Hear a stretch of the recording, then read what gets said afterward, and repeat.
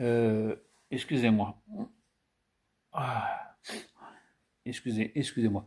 Hier, non pas hier, avant-hier, j'ai regardé Chosen, donc l'élu, qui était sur Netflix, et c'était la fin, je pense les derniers épisodes de Jésus. Donc là, c'était quand Judas trahit Jésus, et je pensais qu'on allait voir la fin, le jugement et tout, mais ça s'est coupé là.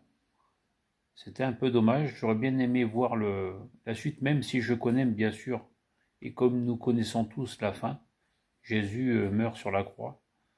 La seule chose que je dirais, c'est que là j'ai vu des extraits sur YouTube où on voit la crucifixion donc de Jésus, et ils montrent tous que ça s'est passé à 16 heures, mais moi dans ma vision, dans la vision que j'ai eue de la mort de Jésus, ça se passait la nuit.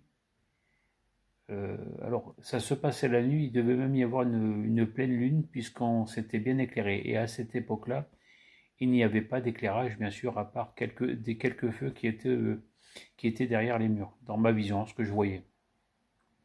Et Jésus, on- dans la Bible, on dit il a été crucifié avec deux voleurs.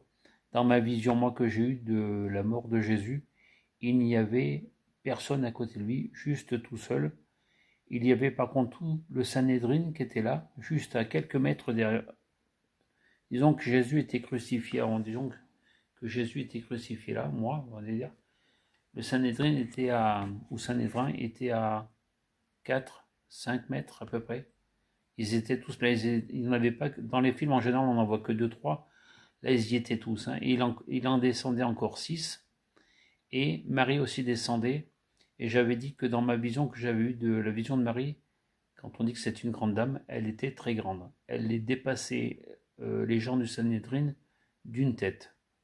Et j'avais vu une fois sur un truc historique qui disait que la personne la plus grande du Sanhédrin mesurait 1,90 m, donc Marie mesurait, je pense, 2 mètres à peu près de haut. Voilà.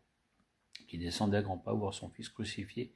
Et je vous dis, il n'y avait pas de voleurs, il n'y avait pas beaucoup de Romains, il n'y en avait que 3 qui est, je pense qu'il devait avoir peut-être une vingtaine d'années, 20, 25 ans. On aurait plus dit des enfants qui étaient là, ils étaient tous